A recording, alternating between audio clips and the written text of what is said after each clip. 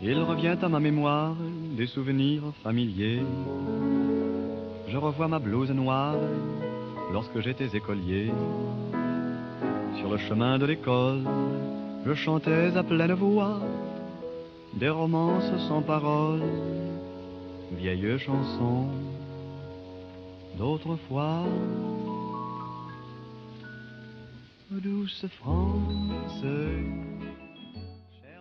Le collège Charles Péguy se situe avenue Charlemagne à Vigy, commune de 1800 habitants, à 20 km de Metz et 40 km des frontières luxembourgeoises et allemandes. Vigy et nos villages font partie de la communauté de communes du Haut-Chemin Pays de France. Nous leur devons de vivre désormais libres et en paix. Nos destins sont liés.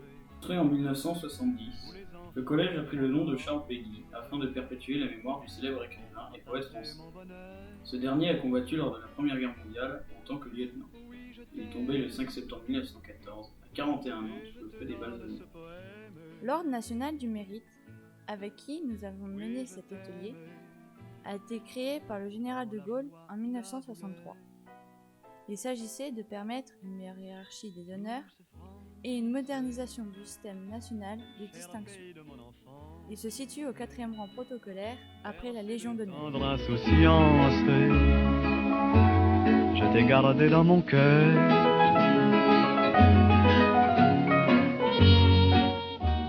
Nous sommes les héritiers de nos familles, de nos villages, mais aussi de ceux qui ont courageusement libéré la France et la Moselle. Les héros de la bataille de Dornocorny ont permis à nos familles de retrouver dignité et liberté. Nous leur devons de vivre désormais libres et en paix. Nos destins sont liés. Notre mémoire, à la fois affective, familiale et intellectuelle, est un héritage qui fixe des repères sur notre vie. Nous avons la volonté de conserver les équipes culturelles, individuelles et collectives de notre société pour lesquelles des hommes et des femmes ont donné leur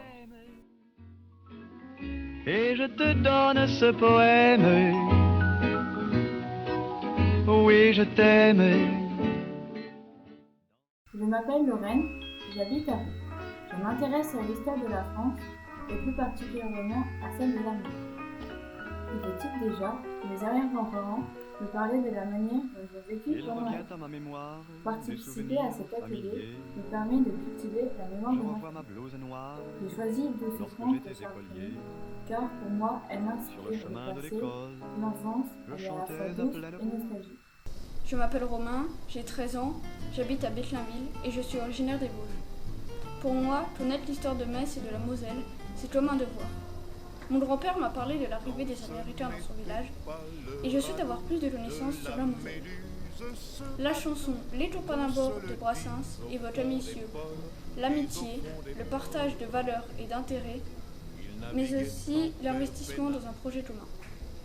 Je m'appelle Charlotte, j'habite à Ry. Dans l'atelier d'histoire, nous travaillons sur l'histoire de notre famille pendant la Seconde Guerre mondiale. Je pense qu'on ne doit pas oublier toutes celles et ceux qui ont souffert et donné leur vie pour leur pays et pour la liberté. La chanson Le soldat de Florent Pagny me bouleverse, car elle témoigne de la souffrance de tous les soldats et de toutes les familles. Je m'appelle Axel, j'ai 13 ans, j'habite à Failly et fais partie de l'atelier d'histoire et du patrimoine. Connaître ce qui s'est passé dans ma région et dans mon département me semble important et intéressant pour comprendre le monde qui est le mien et la société actuelle. J'ai choisi la musique du film La 7e compagnie car j'aime le côté léger et drôle de ce film évoquant pourtant un sujet sérieux. Je m'appelle Justine, j'ai 13 ans, j'habite à Pontigny.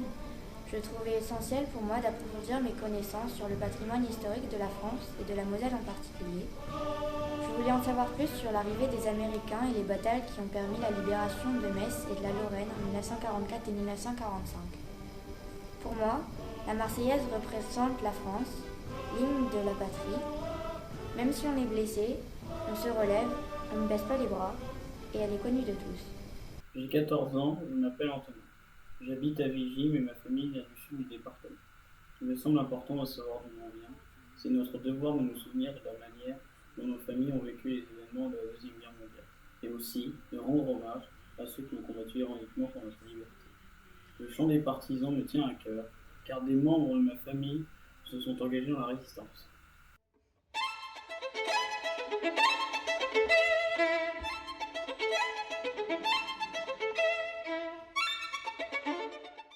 Le 1er septembre 1939, l'Allemagne attaque la Pologne. Le 3 septembre 1939, la France et le Royaume-Uni déclarent la guerre à l'Allemagne. Le 22 juin 1940, la France signe l'armistice. Mon arrière-arrière-grand-père, Paul Bocquet, matelot sur le cuirassé Bretagne, est mort à l'âge de 31 ans. En 1940, la flotte française est ancrée dans la rade de Mers el Kébir, à proximité d'Oran en Algérie. Le Premier ministre anglais, Winston Churchill, veut empêcher les Allemands de s'emparer des navires français. Le 3 juillet 1940, la Royal Navy attaque la flotte française. Ce drame national a coûté la vie à Paul Bocquet et à 1295 marins français, dont 997 sous le seul cuirassé Bretagne. L'État a donné aux veuves des marins une réplique du bateau ainsi qu'une médaille pour leurs maris décédés.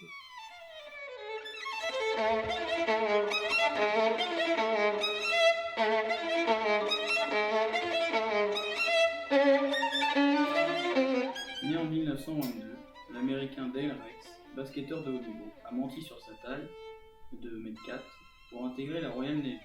Participant à la bataille de Torrey, après 60 heures sans sommeil, il a effectué 4 allers-retours à la nage dans l'obscurité pour secourir ses camarades GIs bloqués pour les ramener sur la rive ouest de la Moselle.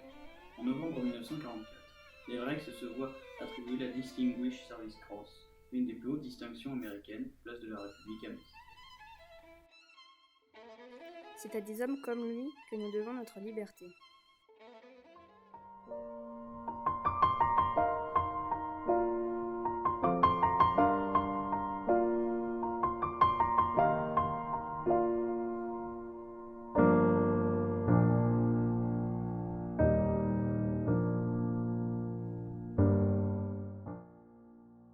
Dès le 1er septembre 1939, les communes situées le long de la frontière avec l'Allemagne sont évacuées.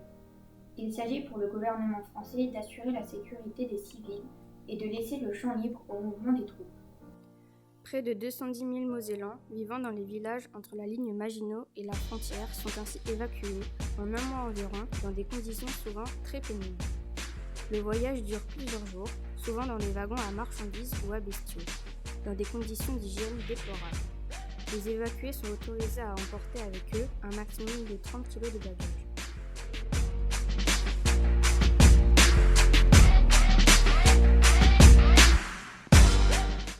Lors de l'attaque de mai 1940, les Allemands contournent la ligne Maginot par les Ardennes belges pour envahir la France.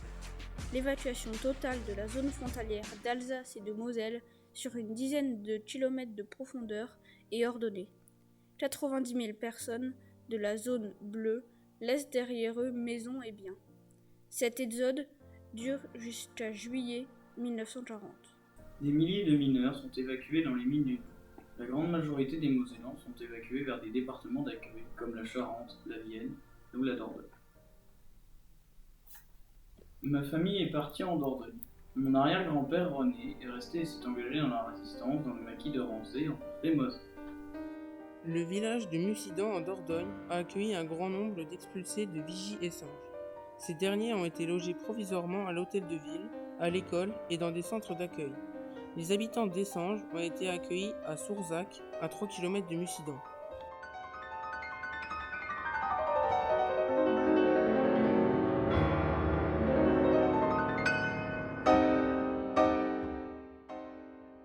La nouvelle annexion de la Moselle et de l'Alsace dans les frontières de 1871 est décidée de fait par l'Allemagne nazie. Cette annexion est contraire au droit international et ne fait pas partie de la convention d'armistice. L'État français dirigé par le maréchal Philippe Pétain proteste.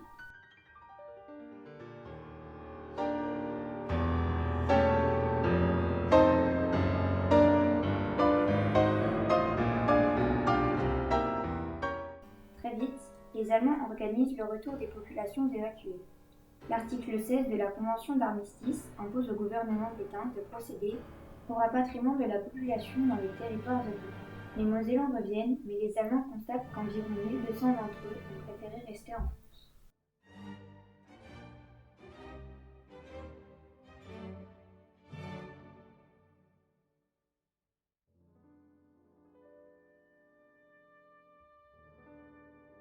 La Moselle est rattachée à la Sarre et au Palatinat pour former le Gau-Westmark, la marche de l'Ouest. La capitale est Sarrebruck. Le Gau est dirigé par le nazi Joseph Burgol, Gauleiter, gouverneur.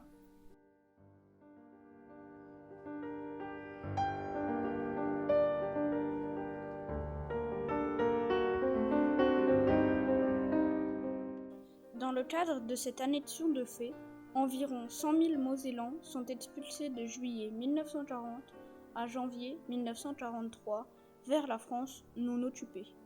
En effet, Hitler donne à Burkel la mission de germaniser totalement la Lorraine dans un délai de 10 ans. Ce dernier, pensant que tous les Mosellans ne sont pas germanisables, décide d'en refuser certains à la frontière dès juillet 1940. Ces Mosellans jugés inassimilables sont des francophones ou francophiles notoires, juifs, anciens déserteurs de 1914-1918, anciens combattants républicains de la guerre d'Espagne, tziganes, étrangers, condamnés de droit commun ou éléments antisociaux, vagabonds, mendiants. Les familles peuvent emporter 50 kg de bagages et 2000 francs par adulte, 30 kg et 1000 francs par enfant.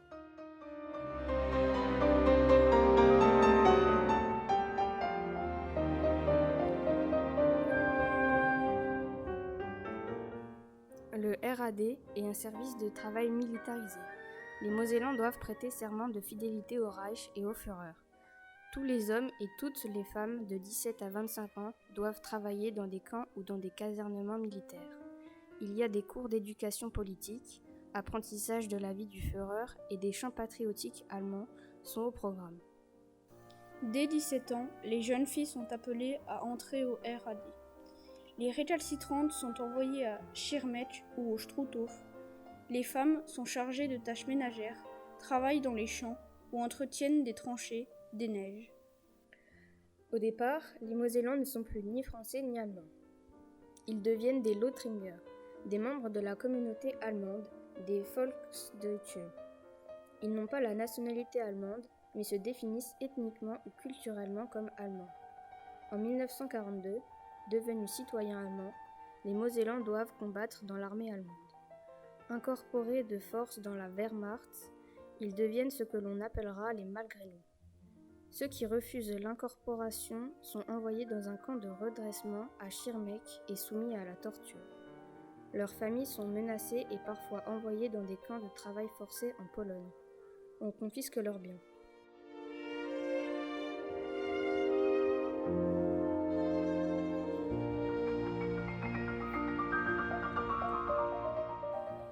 Des milliers de jeunes Mosellans sont donc arrachés à leur famille et obligés de partir combattre sur le front en URSS. À partir de novembre 1942, lors de la bataille de Stalingrad, les premiers malgré nous sont envoyés sur le front Est en URSS. À partir de 1943, les prisonniers lorrains sont envoyés dans le camp soviétique de Tambov.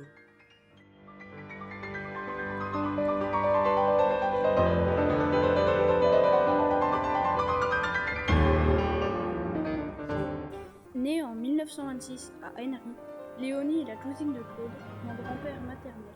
Ses parents, Émile et Marguerite, sont agriculteurs. Le 22 janvier 1942 au matin, la police allemande vient chez eux pour leur faire signer un document afin de leur attribuer la nationalité allemande et de leur faire perdre leur nationalité française. Mais le père refuse de signer. Ils sont alors tous arrêtés. Léonie avait 16 ans, sa sœur 17 ans et son frère 15 ans. Emmenés d'Henry à la gare de Metz en bus, ils sont ensuite déportés en train dans le camp d'Eger en Tchécoslovaquie. Il n'y a quasiment que des Français dans le camp, surtout des gens de Moselle-Est. Le camp est composé de baraques en bois d'une seule pièce où sont entassées 6 familles.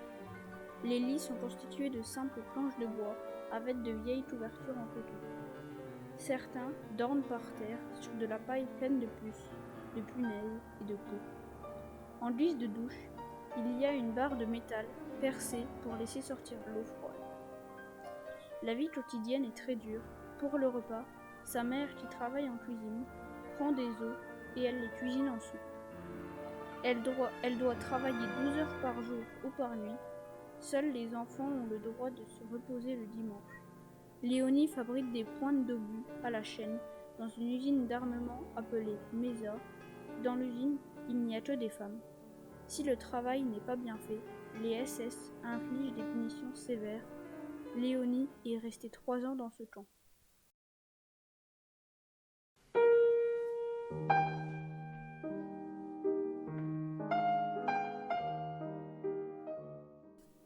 Réalisé en 1935 par le sculpteur Niklos, il porte l'inscription « Aux enfants de Metz morts victimes de la guerre ». Ce monument comporte un relief central avec une représentation allégorique de la famille laissée par le soldat envoyé au front. Une mère portant son nourrisson dans les bras, encadrée par les grands-parents. Sur les côtés, 2 reliefs représentent chacun un poilu. En 1940, les Allemands suppriment les reliefs sculptés pour ne conserver que l'allégorie féminine et le soldat mort.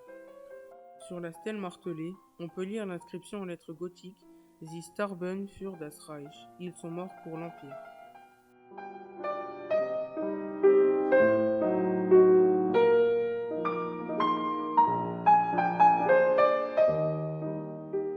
Un coup de balai est donné à différents symboles de la France. Le coq tricolore, le buste de Marianne, un béret basque, la tour Eiffel, une édition de Mon village de Annecy. Au fond, on voit la flèche noire de la cathédrale de Strasbourg.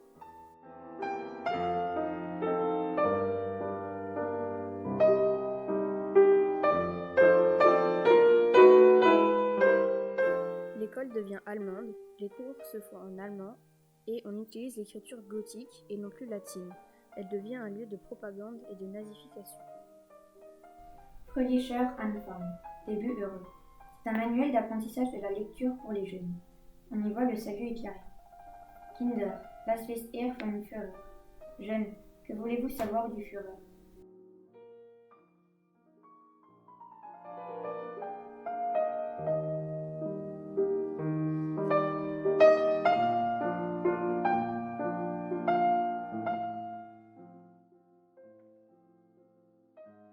Dès 1940, l'Alsace et la Moselle sont Judenrein, c'est-à-dire épurés des Juifs. Quand tu veux. Les Juifs de ces territoires n'avaient pas été autorisés à rentrer de l'évacuation en 1940 ou expulsés la même année. Ils subissent le sort des Juifs français, rafles, camps de transit, puis la déportation. On estime qu'environ 1500 Juifs mosellans sont morts dans les camps d'extermination.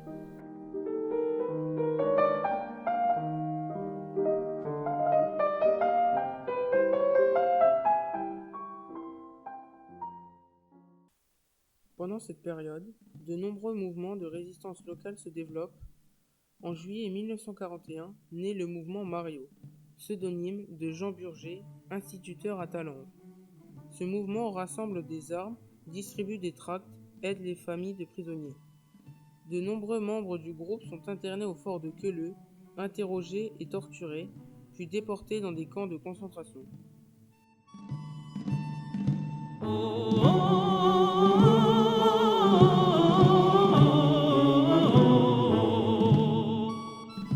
Durant l'hiver 1939-1940, Sœur Hélène roule par tous les temps sur les routes verglacées pour s'occuper des familles évacuées des zones frontalières. Progressivement, elle met en place à Metz une des plus importantes filières de passage de la frontière qui sépare l'Alsace-Lorraine de la France pour des prisonniers évadés et des réfractaires lorrains. Son réseau d'évasion obtient l'aide de nombreuses familles des environs, des plus humbles aux plus aisées, de jeunes filles de la Croix-Rouge appartenant à la bourgeoisie messine, d'ouvriers, de commerçants, d'employés, de cultivateurs. Cela permet à plus de 2000 prisonniers de guerre d'échapper à la Gestapo et de retrouver la France libre. Parmi ces 2000 évadés, citons François Mitterrand, futur président de la République.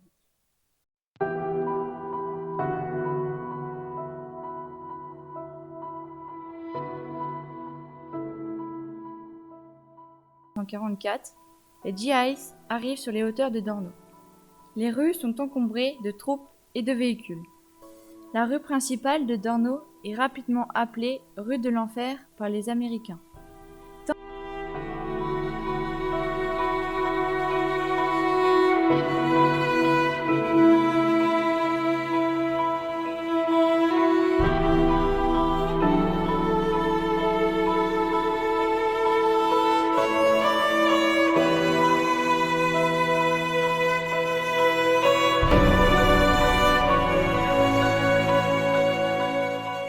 7 septembre 1944, les GIs arrivent sur les hauteurs de Dorno. Les rues sont encombrées de troupes et de véhicules. La rue principale de Dorno est rapidement appelée rue de l'enfer par les Américains, tant elle est pilonnée par l'artillerie allemande. Il pleut sans discontinuer. Le 8 septembre, à 11h15, les troupes américaines traversent la Moselle sous les bombardements allemands. Les GIs avancent sans obstacle jusqu'au pied du fort Saint-Blaise.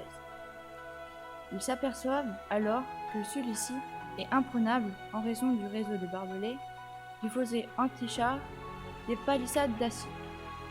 Ils reçoivent un ordre de repli vers le bois de Corny. C'est à ce moment que les Allemands déclenchent la contre-offensive.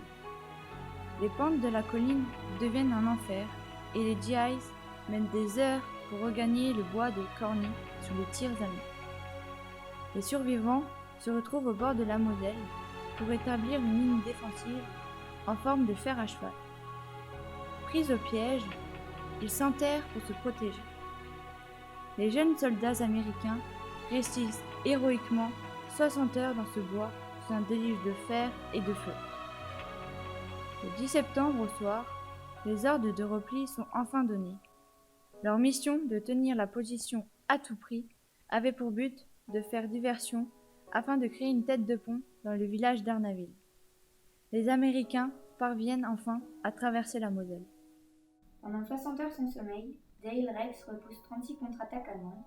Lors de la retraite sur la Moselle, il effectue 4 allers-retours à la nage, dans l'obscurité, poussant une barque pour amener de nombreux GIs sur la rive ouest. Il meurt au combat le 18 décembre 1944 à Sarrebruck. Dale Rex aurait inspiré le personnage de Hull à Jack Kirby, un des survivants de la bataille.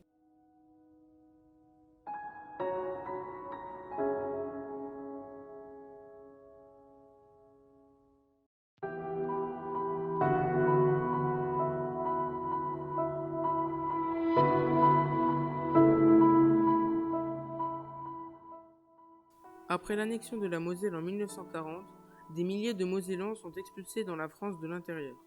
Des habitants de petits villages comme Charly trouvent refuge à Oradour-sur-Glane dans le Limousin.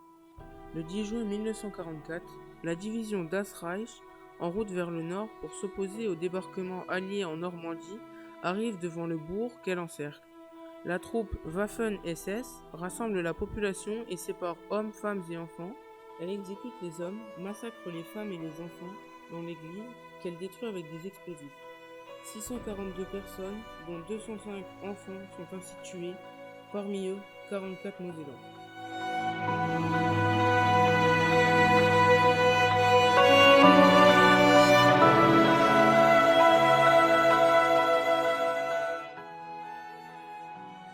Le 11 juin 1944, une centaine de maquisards détruisent un train allemand en gare de Mussidan. Lors du combat, 8 d'entre eux sont tués, ainsi que le chef de train. Par mesure de représailles, une unité de la 11e Panzer-Division allemande, équipée de véhicules blindés, passe alors à la contre-attaque. 350 hommes de Mussidan, Surzac et des environs sont arbitrairement choisis et rassemblés vers 12h30 en face de la mairie de Mussidan. À 16h, les hommes de plus de 60 ans ou invalides sont libérés. Dans la soirée, 47 civils sont fusillés à proximité de la mairie. 5 autres sont massacrés dans l'ordre. Parmi les victimes, on compte 8 Mosellans et 4 Alsaciens. Ces souffrances valent à Mussidan la croix de guerre, 1939-1945. Le massacre de Mussidan constitue le plus grand massacre de civils commis en Dordogne pendant la Seconde Guerre mondiale. Nous nous sommes intéressés, au-delà de nos propres familles, aux victimes de nos communes. Voici quelques destins individuels qui montrent le poids du drame de cette guerre.